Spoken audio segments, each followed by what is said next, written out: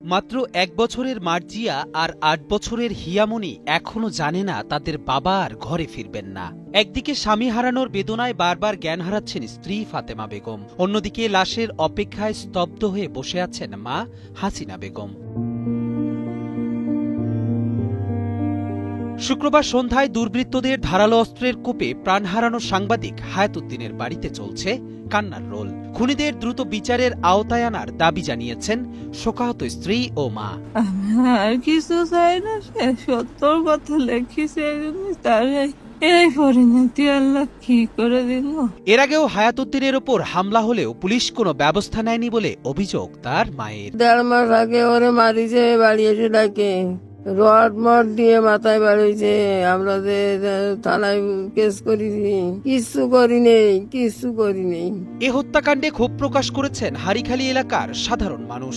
তারা খুনিদের দ্রুত গ্রেপ্তার ও কঠোর শাস্তি নিশ্চিত করার দাবি জানিয়েছেন। পিশাচের মতো মেরেছে, ওভাবে একটা পশুকে মানুষ মারে না, উপর্যুপরি কুপায় মেরেছে তাকে। এই হত্যাকাণ্ডের আমরা পুরো বিচার চাই, দোষীদের যাতে শাস্তি হয় আইনগতভাবে, সেটাই আমরা সরকারের কাছে দাবি জানাই। যদি কোনো জায়গায় অন্যায় হইতো, সেই অন্যায়ের প্রতিবাদ করার জন্য হয়তো বা আমার মনে হচ্ছে সে এই অবস্থায় আসীন হয়েছেন। বসুন্ধরা টিস্যু, অশুদ্ধতার বিরুদ্ধে এক বিন্দুও ছাড় নয়।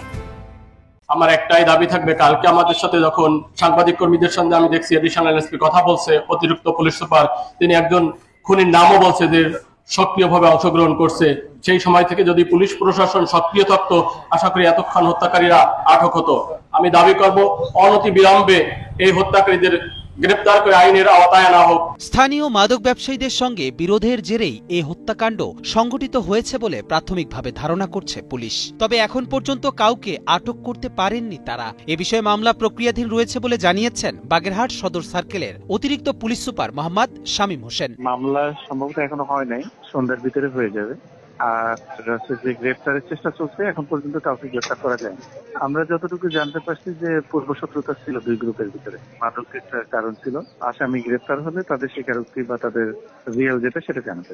গত শুক্রবার সন্ধ্যায় হারিখালী গ্রামের এক চায়ের দোকানের সামনে দাঁড়িয়েছিলেন সাংবাদিক হায়াতুদ্দিন। হঠাৎ ৪-৫ জন সন্ত্রাসী দেশীয় অস্ত্র দিয়ে এলোপাথারি কুপিয়ে তাকে গুরুতর জখম করে। পরে স্থানীয়রা তাকে বাগেরহাট জেলা হাসপাতালে নিয়ে যায়। অবস্থার অবনতি হলে খুলনা মেডিকেল কলেজ হাসপাতালে হস্তান্তর করা হলে কর্তব্যরত চিকিৎসক তাকে মৃত ঘোষণা করেন।